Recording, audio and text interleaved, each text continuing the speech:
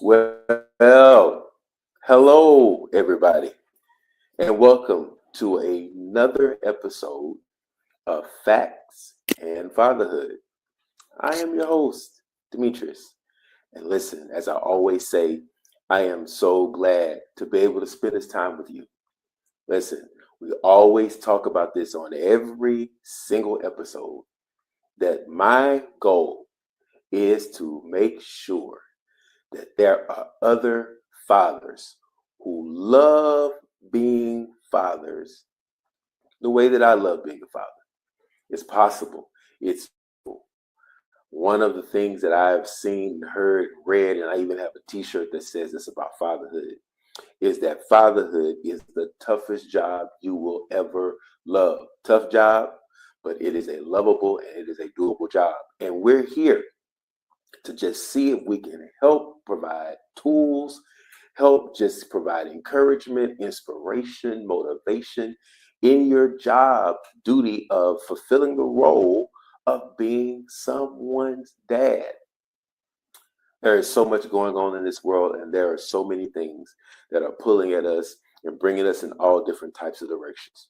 But the reality is, with some support, with some help, with some encouragement, and with some sheer grit and determination, we can be successful and we can do the job as fathers. Listen, I want you to continue to take this journey with me. So if this is your first time, do me a favor. Subscribe. All right. I need you to subscribe. I need you to hit the notification bell. And I need you to make sure that you are aware every time we have a new episode. Okay. I want you to make sure that you're on and that you are part of what we have going on in this journey. Our podcast, it is all over on different platforms, but our main space where we are actually showing these episodes is actually on Kingdom Purpose TV. It comes on every single Saturday, okay? Every single Saturday at 12 noon on the East Coast, which would be 12 p.m. on the East Coast. It's 12 noon, and that's 11 a.m. Central Time. And then it means once you get over there to the West Coast over there, that means that's going to be like 9 a.m. All right.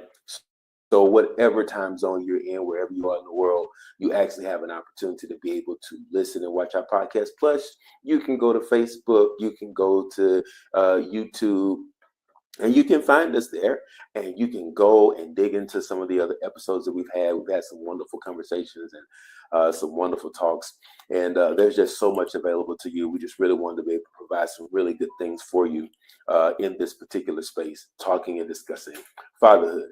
I want you to remember, don't forget, keep it in mind.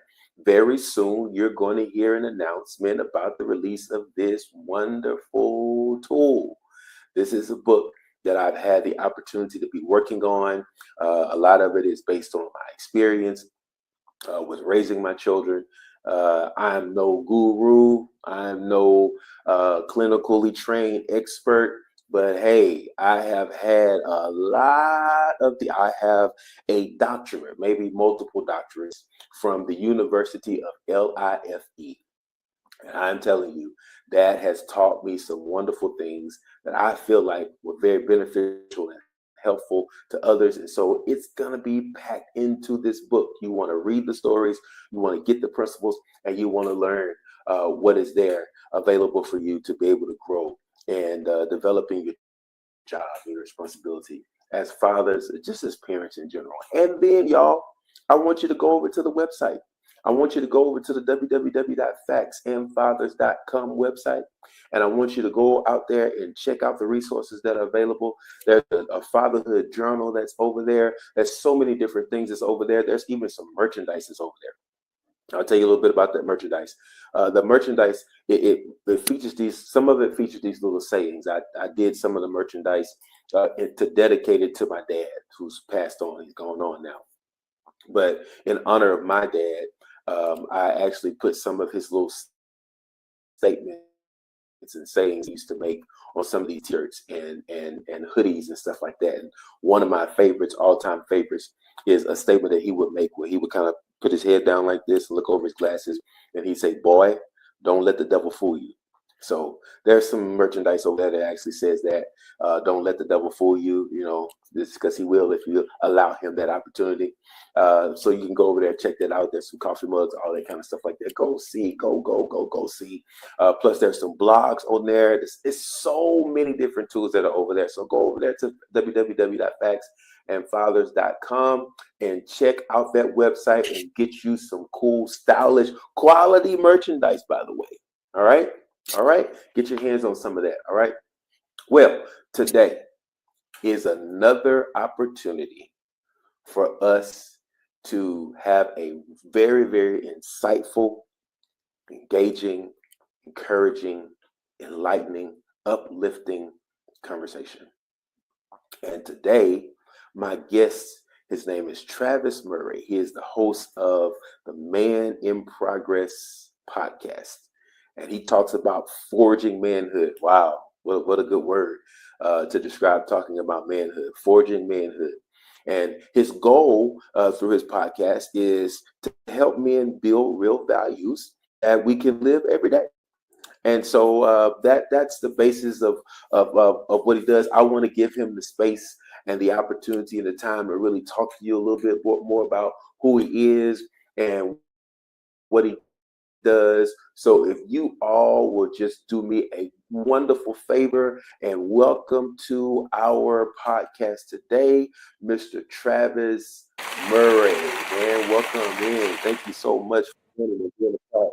Amen. Thank you so much for being a part and joining us today on our podcast. How are you, man? Oh, I am fantastic. And thank you so much, Pastor, for having me on the show. Absolutely, absolutely, absolutely. I'm so glad to be able to sit down with you, have this conversation, and talk through some of these things, and talk about what you do, and share that with our listening audience, and see how we can help somebody through this conversation. Perhaps maybe it's going to be a starting point. Maybe you're been in the process and feeling a little bit discouraged and trying to figure some things out.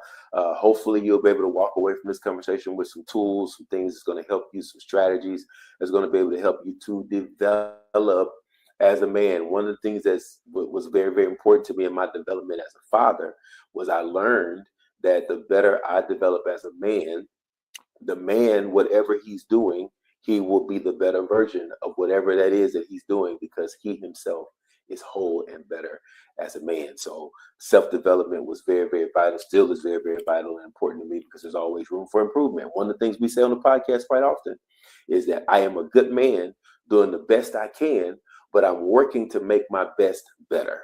And all I want to do, all I want to compete with, the only person I want to compete with is the person that I was yesterday.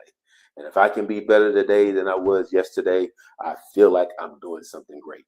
So again, welcome to the Facts and Fatherhood podcast, Travis. Man, tell us a little bit more about you. I'm excited for the listening audience to hear your story and hear more about what you do.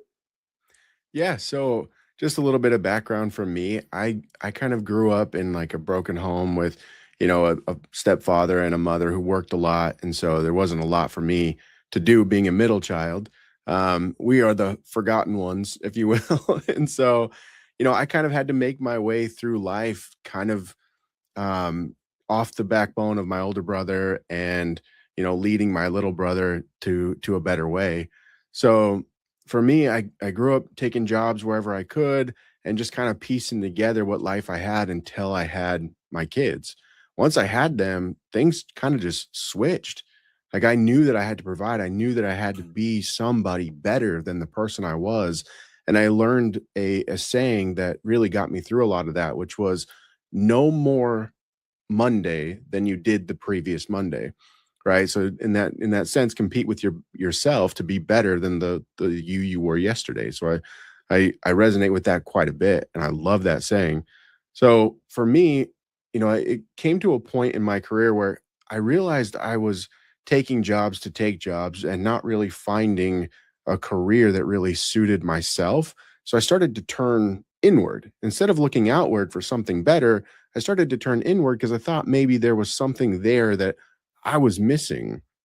And God made all of us and he made us with the tools that we need to have a good life.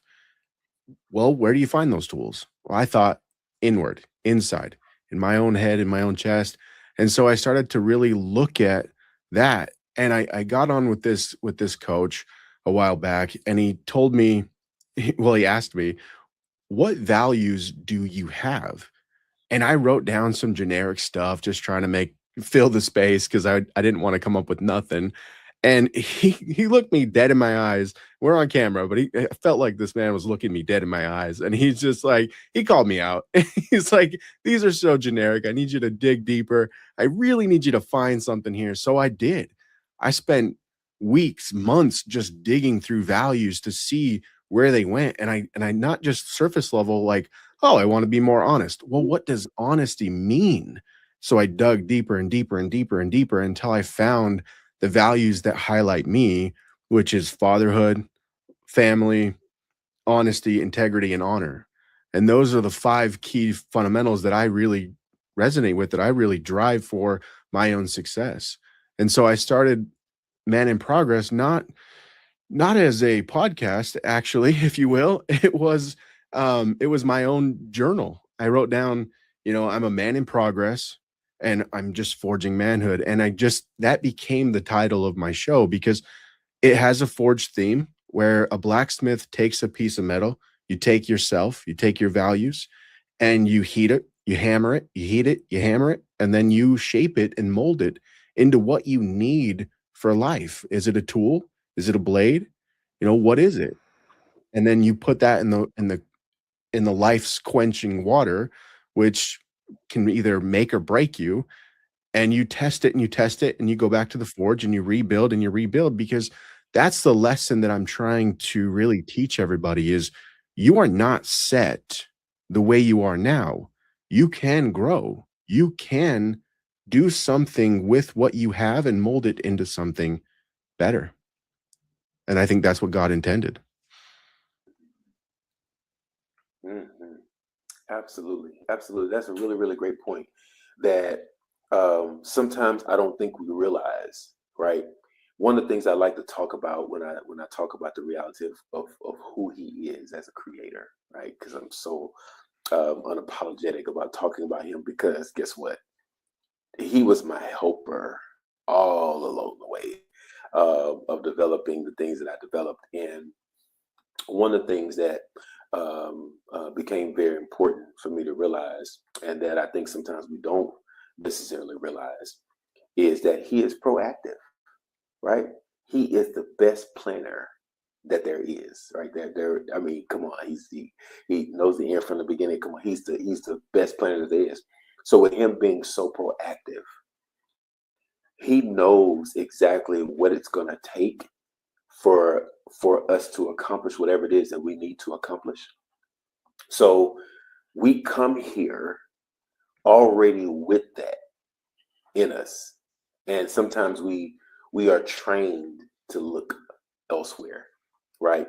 There's one place where the Messiah Christ is talking to the disciples, and He says, "The kingdom is not meat and drink and all these other things you think it is." He says, "But the kingdom is within you: righteousness, peace, joy, and the Holy Spirit." So He talks in the reality about what is there already, what has been posited there. I think about the story of Jeremiah. He's one of the prophets, and Jeremiah says, "Hey, I'm just a child. I can't." He says, "No, no, no, no, no, no. I don't want you to be confused. Before I formed you in the womb, I knew you and ordained you to be a prophet to the nations." Like, you already have in you what is necessary and essential. I just need you to be able to work with me to find it. And so that's a wonderful thing, to really think about, right? Because if you think about it, just kind of thinking about your theme here, we're talking about forging something, right?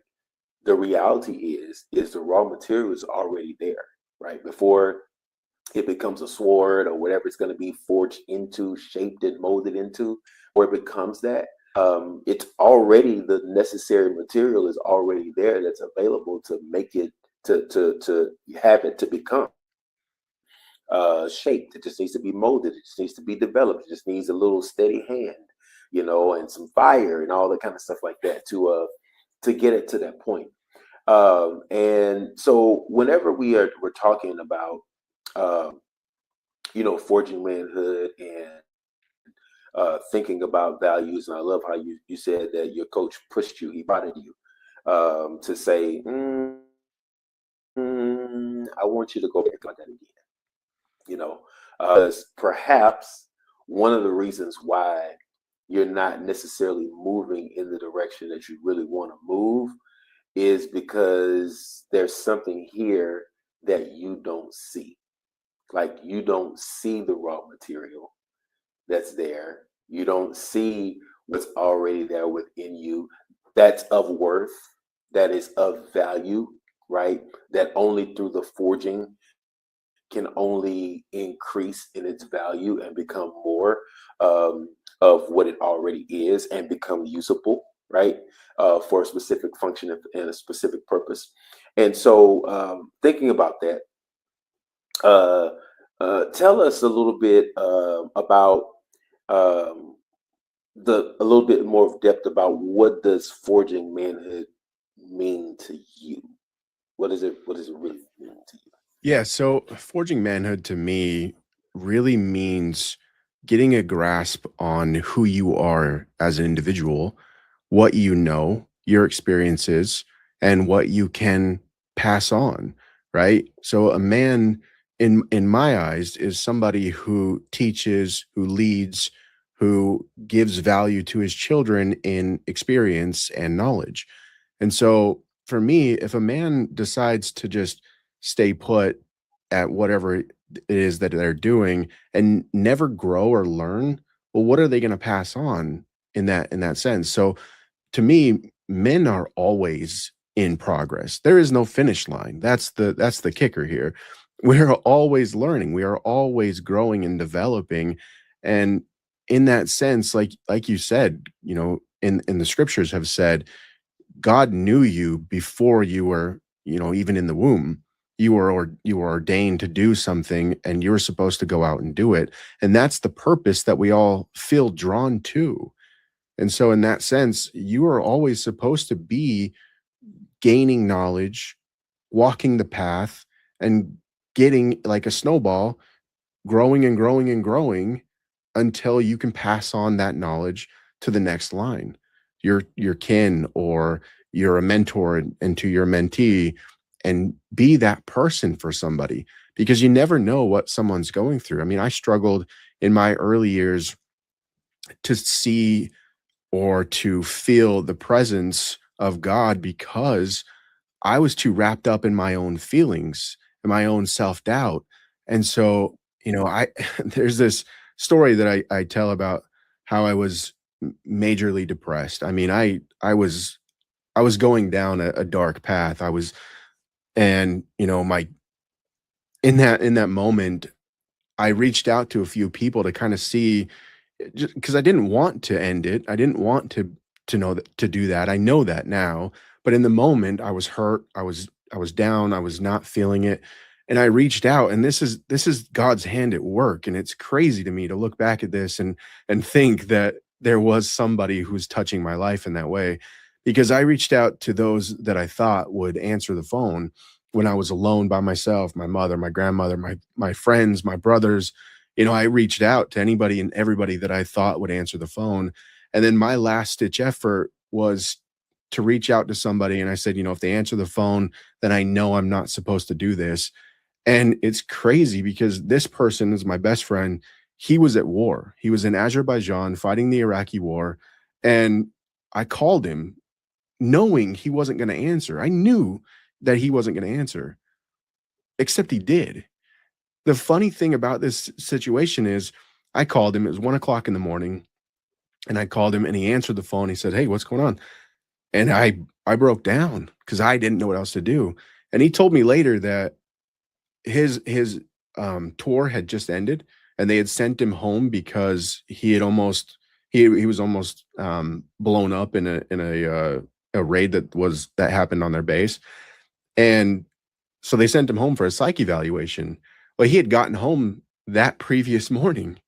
So it was a crazy lineup that I was like, I got to look into this. So I started doing research. I started developing myself, learning more about God and how God's presence actually fits into your life. And it's always there. You are ordained before you ever touch the womb, and your path is righteous, and you should continue to grow, continue to do the right thing. And that's man in progress. You are forging yourself Mhm, day in and day out. You could be forging the right material or the wrong material. You have to figure it out. mhm, mhm, mhm. Yeah, that's an important thing, right? Um, and I love how you keep emphasizing that it starts with seeing it. Like you gotta, because I think I don't know. Somehow I think society, life, somehow another, you know, can sometimes train us to be in such a negative headspace because of where we are, right? None of us are in control of our starting point, like what that looks like. None of us are there. Right? Some of us probably, if we could go back and change it, we probably would. Um, but then some of us who have the insight know that everything that was beforehand up until this point has really made me who I am. So thereunto, I probably would not change any of it, right? Because it's made me, the reality of who I am now.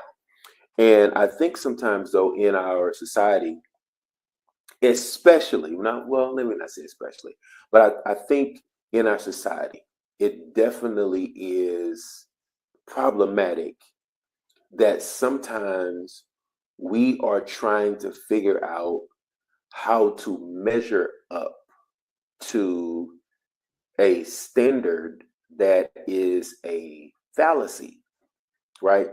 Um, it is,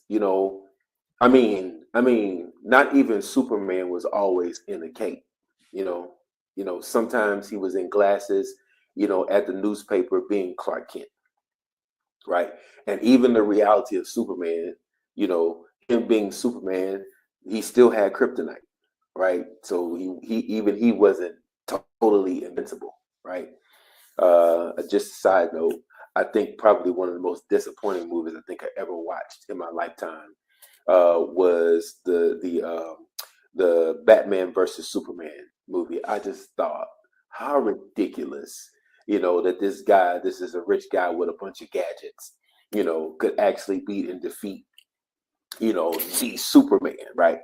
But when you think about the fact that he got the whole kryptonite situation down, and the whole monster that, without the kryptonite and all that, anyway, I was so disappointed in that movie. I was like, there's no way. Anyway, the reality is that sometimes what puts us in that negative headspace that causes us not to see what is there, right? Because you got to be able to see the good that's there, right? Because life situations, things that people say to you, things that people have said about you, and probably most powerful, things that you say about yourself, things you think about yourself, really cause you to be in a negative headspace where you don't even see because you're looking at a something that is supposed to be a standard for manhood, and then you're trying to measure up and you're trying to figure out. I know they talk about it a lot of times on the women's side when it comes to like supermodels and all those kind of different things like that and beauty standards and all of that, but it does not escape the same reality for manhood when it comes to manhood. And sometimes we are looking at the superficial societal and I'm gonna put it in quotations, norms as to what the expectation of being a man, developing and forging into manhood is. And it's almost like there's no um, there's for development, right? Either just be a man. Like how many times do we hear that? Just be a man. Just be a man. But the reality is that how many of us have grown up and somebody is telling me to do something that I don't know how to do. One of my favorite things is um, in my secular vocation, I've been have a background in training, right, and teaching. And one of the things I know about training and teaching is a combination of articulation, right, as well as demonstration. So I demonstrate what I articulate because now this is a whole well-rounded lesson, right? I don't believe in the old adage that should be tossed out of do what I say and not as I do.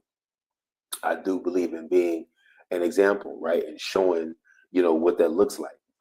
So talk to me about that difference, the difference between uh, being a man who is in progress and that being okay. Oh my gosh, that being okay to be a man who's in progress versus trying to live up to this superficial societal idea of manhood.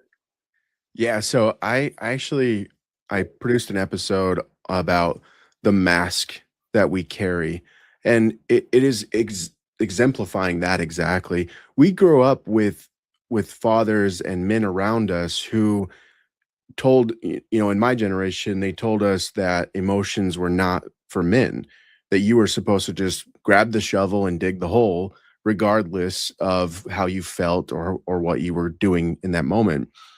And for me, that mask was kind of a big deal because everyone wore one. My father wore one, my stepfather wore one, my grandfather wore one. Everyone wore a mask that when it was finally removed, you actually finally saw the honest person sitting in front of you instead of the person acting or portraying a certain thing. And that toughness that people portray, these masks get really, really heavy, and some of us, most of us, can't carry them forever. And so living up to societal's mask, is not something that you should strive to do. You should strive to figure out who you are as a man. What makes you a man in this world today is you. And you have the right to figure out what that means for you. Like, I don't have to be a construction worker to be a man. I don't have to sell you stocks and bonds to be a man. I can teach you how to build values, and that's me being a man. I can teach you about God, and that's you being a man, right? That you set that pace. My thing is that there are a couple things that men need to be able to do, and that's it. One is they need to be able to teach. Fathers need to be able to teach. It's just a prerequisite to even being a father. If you can't teach, if you can't demonstrate, then figure out how. You're not lost, you're not broken. You figure out how. And when you get that perspective on how to teach, you start to lead. And when you become a leader, the game changes. And now you start realizing that when you lead with kindness, when you lead with love, things start to line up in a better way. So for me, being a man in progress is really understanding that growth and trajectory are important in everyone's life.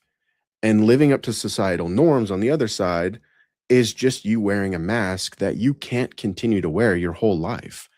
And that, for me, is the difference between the two. Hmm. Hmm.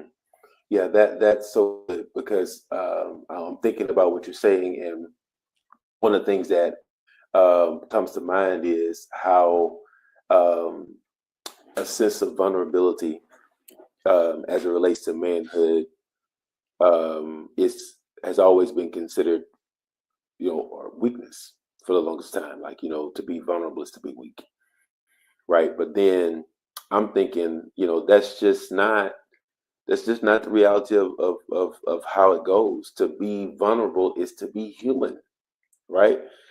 Me being a man does not exclude me from the human experience. And a lot of times, you know, we understand the difference between, as far as like men and women and how that works on the emotional side and different things like that. But just because I am not emotional does not mean I don't have emotions, right? Me having emotions makes me human. It's a part of my drive. It's a part of my motivation. It's a part of it's a part of my why, right? Um, And the truth of the matter is, when that happens and we get this wrong idea, then what we start to do is we start to develop a persona, around what is an expectation of us. And then we start to uh, create a character, a caricature. And we present this caricature to everybody. And now it's just brute force and tough and strong and headlong, and I don't recognize when I'm weak, and I don't recognize when I'm tired, and I don't recognize when I'm when I need some help, when I need to slow down, when I need to stop. And what happens is we actually waste all of that good that is right there deep within us, that is available, if we would just take the moment to take our eyes off of this incorrect, lofty expectation. Find, as you say, our values. I think I hear sometimes people use the word that I gotta center myself, right? I find that value system that governs and guides me, because if this is my value system, this is something that is never going to change. It's not going to be flexible, based on whatever's happening. It's like, no, my values become my standard, right? And this is my standard, and this is like how I live my life. This is how I choose to live my life, right? And this is what I know is best, that works for me as a man. There's no cookie cutter, uh, robotic, if you would. I like to say that we've not been designed to fit in. We've been designed to fit together, right? That's why we're different. That's why there's that multitude of different things. And one of the things that I find very important is understanding that struggle is a part of this. I mean, the that's another one of those lofty things, right? Perfection is a myth when it comes to the reality of our existence, right? Perfection only exists in one place. It does not exist within the reality of, now, the goal to move toward perfection, right? Or to get to that point. Of course, that's what we strive for. That's what we look for. That's what we want to do. That's what we want to become. All the things, right? But we know that that is not a reality. And sometimes it has been so valuable. I even noticed this. I just with another guest about this. I find that the value in times with my children, it created, it creates a different type of connection, right? When I'm able to talk about, all right, listen, I'm your dad, but I'm not Superman. I'm not perfect, right? I'm not flawless. It means that sometimes, and I can't, I'll never forget the look on my children's face when I said this to them. I said, sometimes I'm wrong. No, sometimes I'm wrong, right? And I, just like anybody else, have to work through figuring that out. And so I made a commitment to them. I said, if I figure out and recognize that even in dealing with you guys, that was approach to something I did, that maybe it was the wrong idea, the wrong thought process, whatever, the wrong approach, the wrong response, what have you. I said, and I'm making the commitment to you guys that I'll come back and I'll correct that. Well, it built a different type of a connection between us, right? Because now everybody can relate to being imperfect, right? And so I love to hear from you, to talk to me a little bit more about, I mean, when you handle that, when you're moving through that process, and there's, starts and stops, and and perhaps somebody's in that space where they're trying to jump start this thing. They've started a couple times. They're feeling discouraged. They don't know, really how to just jump back in there. and they're going through all the different things in their mind, and the condemnation and the guilt and the shame and all that kind of stuff like that. You kind of talk to us about how to like really work through that process, Yeah. and give yourself the grace to grow. Yeah, so it's part of the process. Shame is part of the forge, right? Now it's not meant to hold you down. It's there to help you see your values. When you feel shame, when you feel the guilt after doing something, it's because what you did didn't really align with your core values. And so that's when you feel that the heaviest. So my process is journaling. If you don't journal, I mean you should. You really should. When you start to realize that you need help and guidance, you can't remember everything that you've learned. And so it's important to write it down.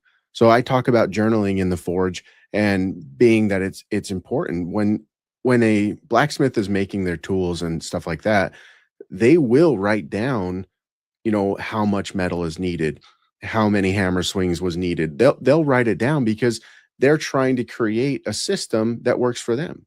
And that's important. You need to create a system that works for you. So when you're in the forge and you make a mistake, you find a crack in your value, you patch it up with whatever it needs. Like if you're looking at honesty, well, there's types of honesty that people don't realize that are not meant for that are not meant for honest values. Like I call it cruel honesty. When people just say something and it's mean-spirited, but they're being factual, they're just not doing it in a kind way. I call that cruel honesty. And cruel honesty is not really a good forged value. Kind honesty is.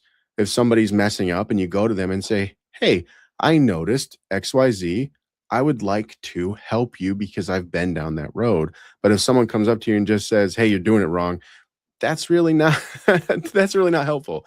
And we need to help each other. We need to find a community that can build ourselves up. And that's another thing I'm trying to create too, is that community. We need each other.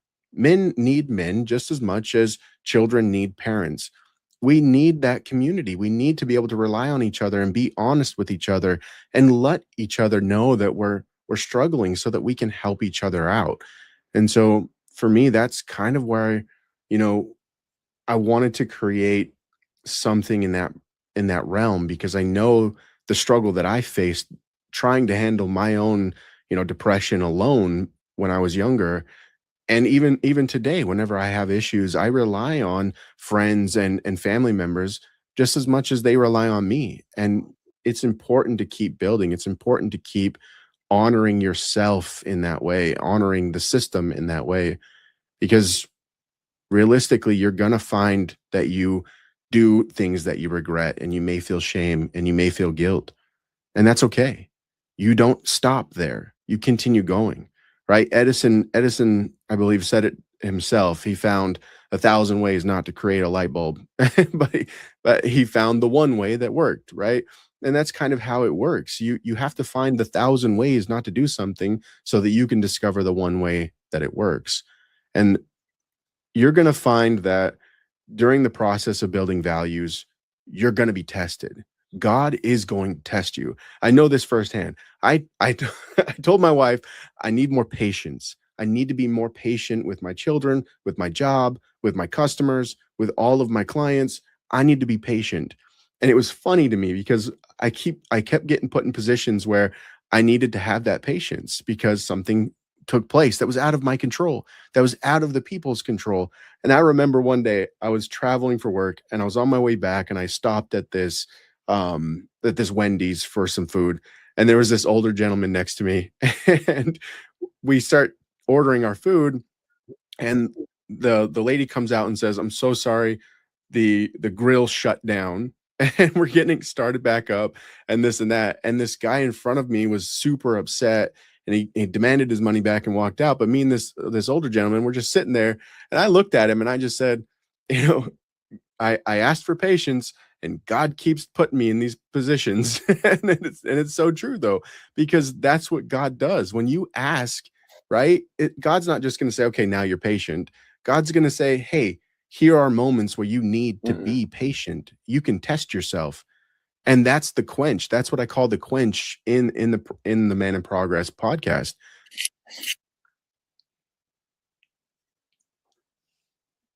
Wow, it's true. It's absolutely true. I 100% know that to be the case, right?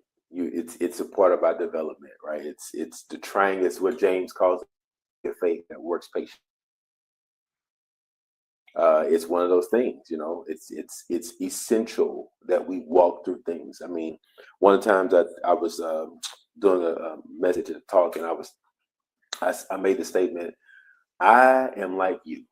I wish that some of the things that when it comes to going through stuff, I wish that God would just put it all on a buffet line and we could look through and say, okay, I'll take a little of that, a little of that, a little of that, a little of that, and you can keep the rest of that, right? Like we do at the buffet anyway.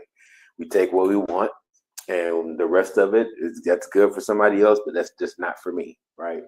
But it's not like that. And in a funny way, there's a scripture passage come to mind, Romans 8:28 says, we know that all things work together for the good of them who love God, called according to his purpose. Somehow he has a way of causing this formula to work out for good. So as down, it's been so much fun, great conversation.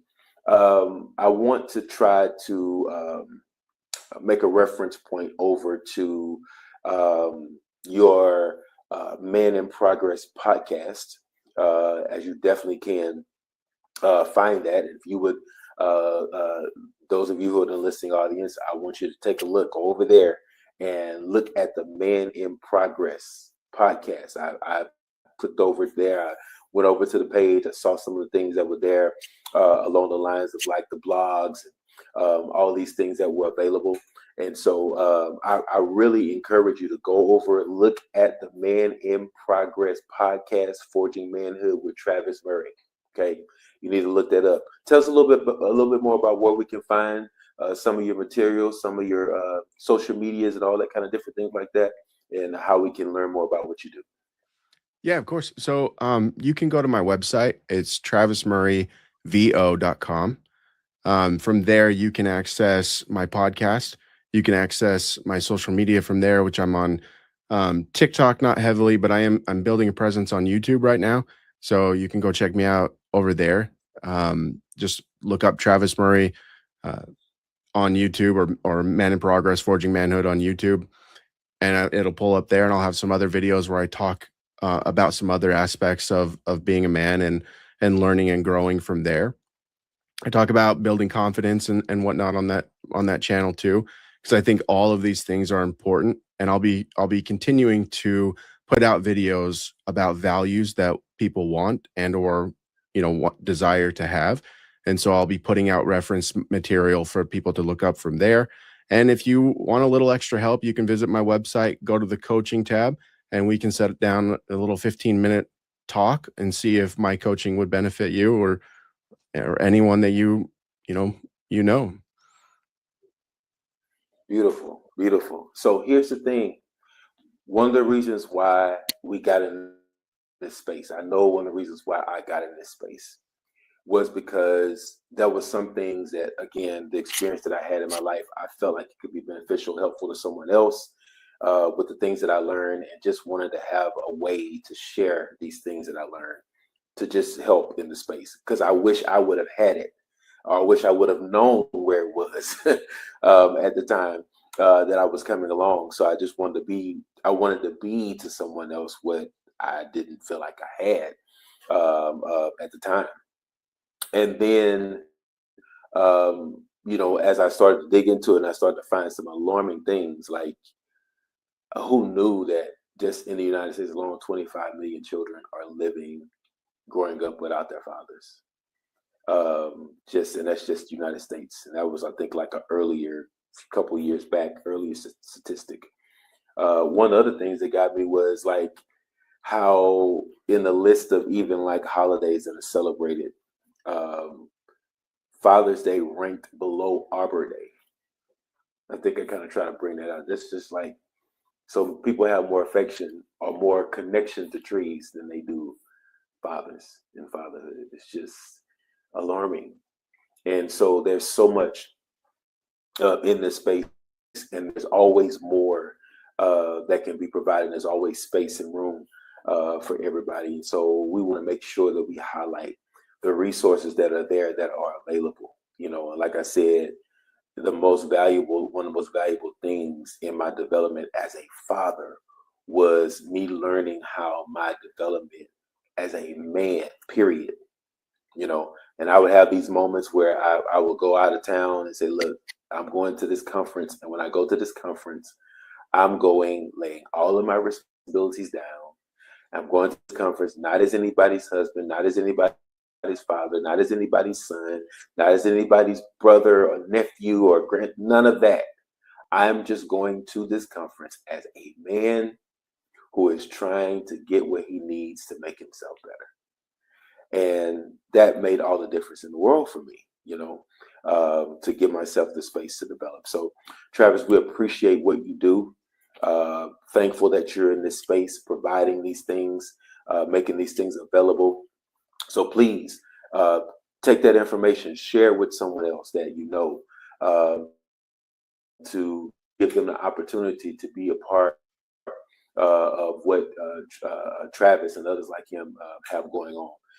So I'm thankful for this conversation. Thankful for this time. Again, we encourage you guys to subscribe, like and share all the things. Do the same thing for Travis over there.